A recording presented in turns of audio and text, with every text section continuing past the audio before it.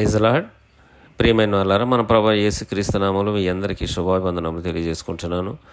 ఈరోజు దేవుని వాక్యము యెహోషువ గ్రంథము 3వ అధ్యాయము 5వ వచనము. యెహోషువ, రేపు యెహోవా మీ మధ్య అద్భుత కార్యములు చేయును గనక మిమ్మును మీరు పరిశుద్ధపరచుకున్నాడని జనులకు ఆజ్ఞాపించెను.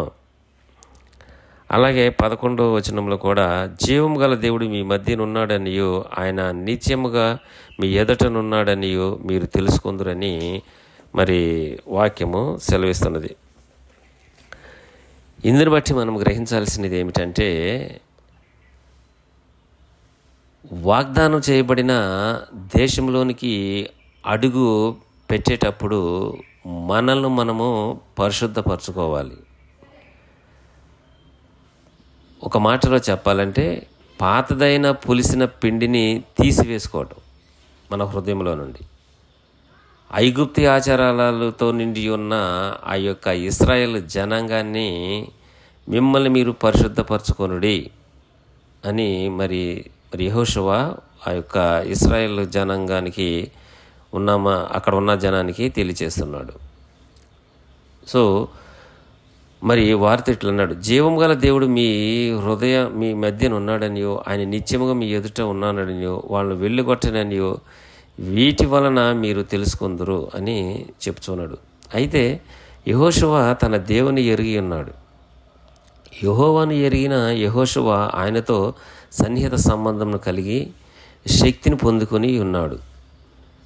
మోషేకు తోడుగా ఉన్నట్టు యెహోషువ కూడా దేవుడు తోడుగా ఉన్నాడు అని ఈ జనాంగము తెలియచేయటకు యెహోషువ వారికి ముందుగా సిద్ధపాటు తెలియజేస్తున్నాడు. సజీవుడైన దేవుడు వారికి ముందుగా వెళ్ళుచున్నాడు. యాజకుల యొక్క పాదములు యోర్దాను నదిలోని నీళ్లను తాకగానే నీళ్లు ప్రవహించడము ఆగిపోయినదని సాధారణంగా మరి వాళ్ళు చూసి తెలుసుకోవాల్సిన రోజు వస్తుంది. సాధారణంగా యోర్దాను నది మృత సముద్రములో కలుస్తుంది. అది ఒక పెద్ద జలరాశి. నీళ్లు మట్టము ఒక వైపున పెరగటం సాగింది. ప్రజలు పెద్ద జలరాశిని చూశారు. ఇంకొక వైపునున్న నీళ్లు ఆగిపోయేంత వరకు యాజకులు ఆరిన నేలను స్థిరముగా నిలిచి ఉన్నారు. ఈ జనులు ఇప్పుడు ఎవరైతే యోర్దాను నది దాటబోయి వాగ్దానము దేశంలో ప్రవేశిస్తూ ఉన్నారో 25 లక్షల మంది, ఈ జనులు ఎర్ర సముద్రము పాయలొగట చూడలేదు, కానీ ఆ విషయమును గూర్చి విన్నారు. 25 లక్షల మందిలో యెహోషువ కాలేబులు మాత్రమే ఎర్ర సముద్రము పాయలొగటను చూశారు. ఎర్ర సముద్రం అనేది ప్రవహించేది కాదు, కానీ యోర్దాను ప్రవాహ జలంలో ఉన్నది నదిది. పెనుగాలి వీచుట వంటి ప్రకృతి శక్తుల ద్వారా దేవుడు ఎర్ర సముద్రమును ప్రాయులగుట చేసటం చూశారు ఇశ్రాయేలు. ఈ ఇశ్రాయేలు ప్రజలు అందరూ 40 సంవత్సరముల కంటే తక్కువ వయసు కలవారే ఇప్పుడు ఈ యొక్క వాగ్దాన దేశంలోనికి ప్రవేశించబోతున్నారు. తమ మనసులో ఐగుప్తును కలిగి ఉన్న వారందరూ నశించిపోయారు. అడవిలోనే, ఆ 40 సంవత్సరాల అడవి మార్గంలోనే వారందరూ వారితో పాటు ఐగుప్తు ఆత్మను తీసుకుని వెళ్ళినందున వారు పరిశుద్ధ భూమిలోకి ప్రవేశించకూడదని, వాళ్ళు ప్రవేశించడానికి అర్హులు కారని దేవుడు కనుగొని వారిని ఒక అరణ్యంలోనే వాళ్ళ యాత్రను ముగించి ఉన్నాడు.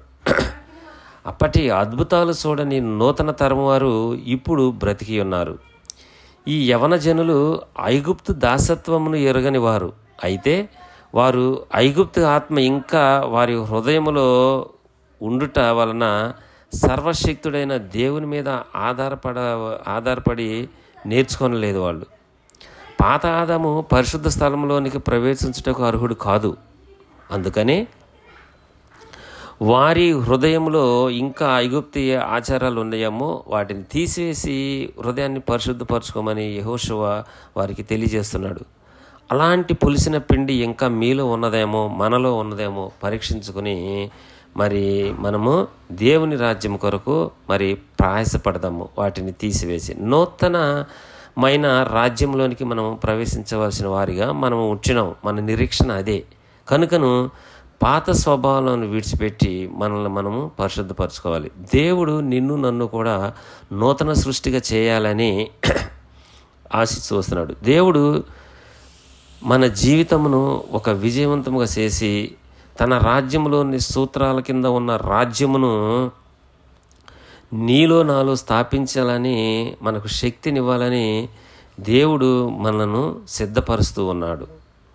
మనం ఇంకను జయించవలసిన గొప్ప యుద్ధములు ఎన్నో ఉన్నవి ఈ లోకంలో. లోకానుసారంగా వాటన్నిటినీ, సాతాను శక్తులన్నిటినీ జయించి మన దీన సేవ ద్వారా దేవుడును మనము మహిమపరచాలి. ఈ చిన్న వాక్యాన్ని దేవుడు దీవించునుగాక. ఆమెన్. Thank you.